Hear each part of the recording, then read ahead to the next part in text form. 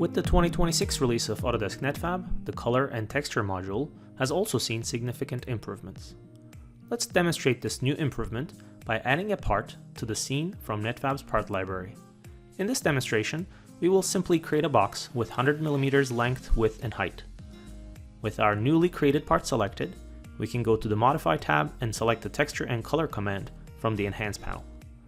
This brings us into the Texture and Color module. Next, we will select Project Texture from the Texture panel and choose an image from Netfabb's Texture Image Library. Alternatively, you can insert your own images in order to project the texture on your parts.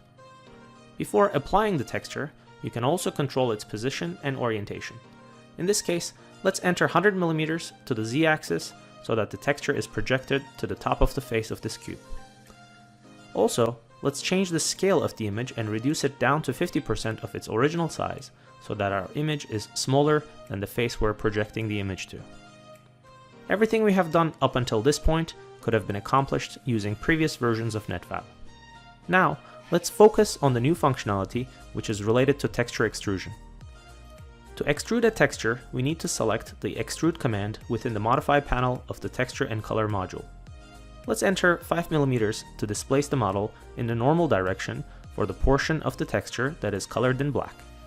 Next, let's also change the extrude area to the texture image. Now, let's save these changes and use them to demonstrate the impact of the clearance and fall-off, which are the two new input fields available with Netfabb 2026. If we extrude our texture using the default values, our part will be remeshed and the black portions of the texture image will be projected normal to the selected face. Now, let's undo this extrusion and demonstrate the impact of the new clearance input field. If we enter a non-zero value, such as 20mm, into the clearance field, the resulting extrusion will ignore the 20mm outer frame of the image and only extrude the inner portion of the image. Now, let's undo this extrusion and demonstrate the impact of the new fall-off input field. If we enter a non-zero value, such as 20mm, into the new fall-off field, the resulting extrusion will start at the border of the image and gradually increase the extrusion using a curve function from 0mm to the max value of 5mm, which we defined earlier.